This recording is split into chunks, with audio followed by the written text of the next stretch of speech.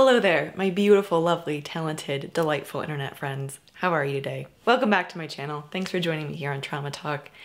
Today I have a very unscripted video for you. I don't ever script any of my videos, but usually I have an idea of why I'm making, what the message is going to be, and that's not the case today. I just wanted to open up about something that I've been processing for quite some time now, but especially in the last week. I talk about mental health and mental illness and trauma and things that I've experienced pretty darn openly at this point. I kind of always did, ever since I experienced the emotional, mental, spiritual, sexual trauma that I went through 8 years ago.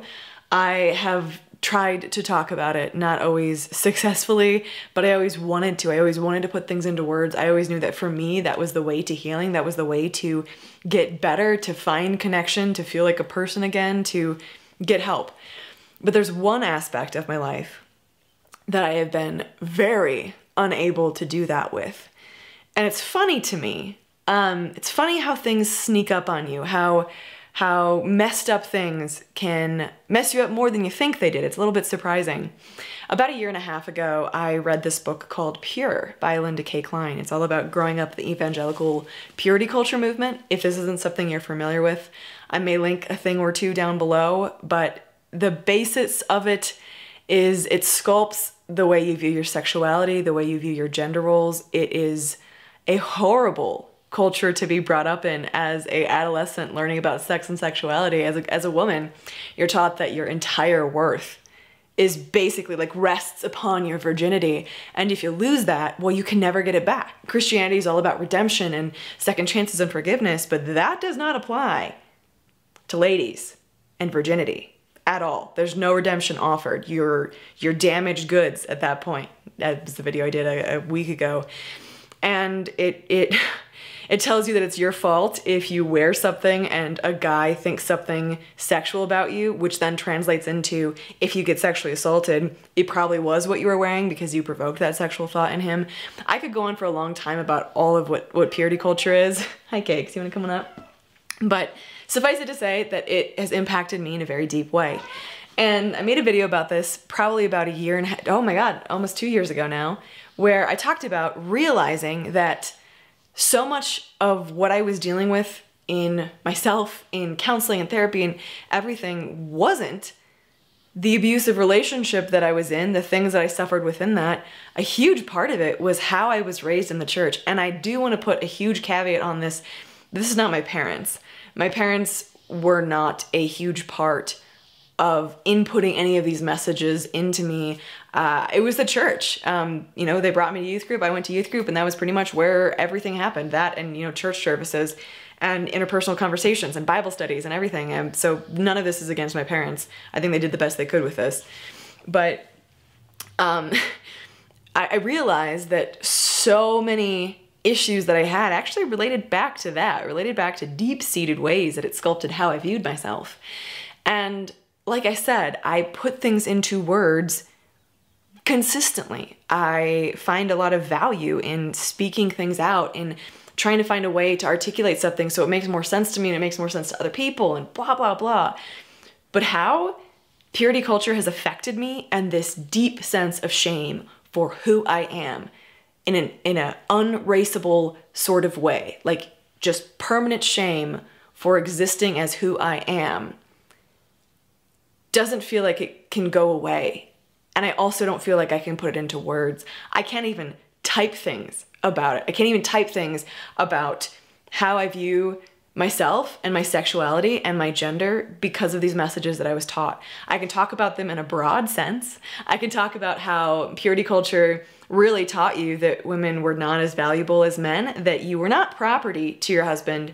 But basically, the more extreme aspects of it teach you that it's a blessing to be in an abusive relationship because you can serve God through your suffering, and you can never leave your husband because divorce isn't believed in. Now, that's not perhaps the majority of the messaging, but I did receive some of that as well, which definitely played into how all the abuse I went through went down. The guy was very familiar with Christianity and purity culture and definitely used that.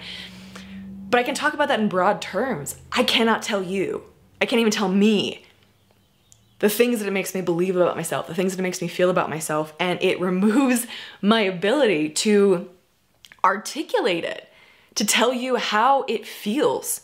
All I can tell you is it feels horrible. All I can tell you is that it feels like it's choking me constantly. I don't generally actively dislike myself. I've worked through a lot of self-hatred and self-blame, but when it comes to this stuff, oh man, it's real stuck there. When it comes to, yeah, I'll just say it again, how I view myself, it has had such a significant impact. And I think it's funny because it's not the thing that I would think I have the hardest time dealing with. I would think the things I have the hardest time dealing with would be, you know, sexual assault, abusive relationship, house burning down a couple times, amputation, chronic pain, whatever. No, I can talk about those things. I can find help. I can process through them. But this is one that I really do feel like it removes my voice. And perhaps that's because that's the message that it carries, that your opinion doesn't matter, that you really don't matter, that you are nothing more than an object, that you're nothing more than something that should belong to someone else, and that you don't have a voice in that.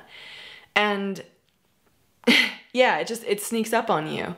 And I wanted to make this video because I can't put things into words yet, because I still feel so much of that shame. I'm reading back through that book, Pure, and I'm just like, dear God, this has sculpted me in so many ways, and I viscerally feel all of it all over again, all of it, like how you are now worthless because you've lost your virginity, even if someone took it from you, doesn't matter.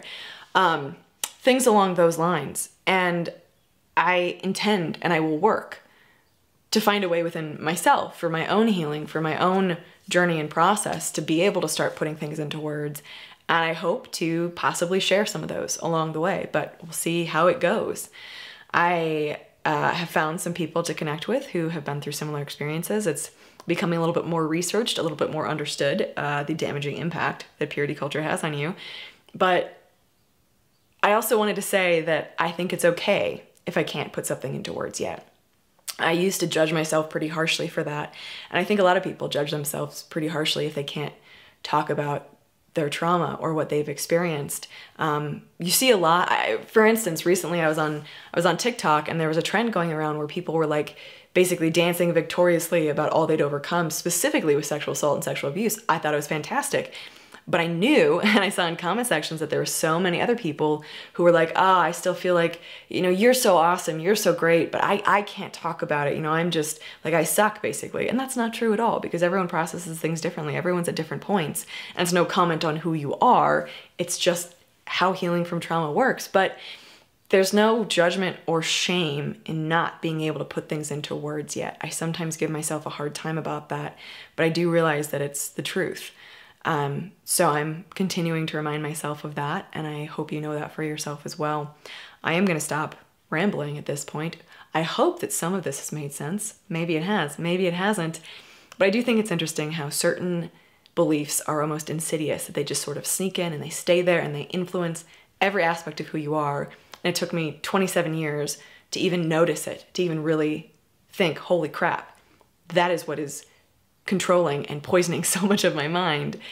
And I think it's going to take a little while to work through, considering I had that messaging in my head for 2 decades straight. But thank you for listening.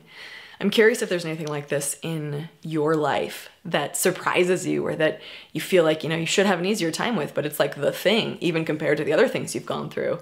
Maybe it's just me, but it's probably not. Yeah, that's it for now. Thanks for listening.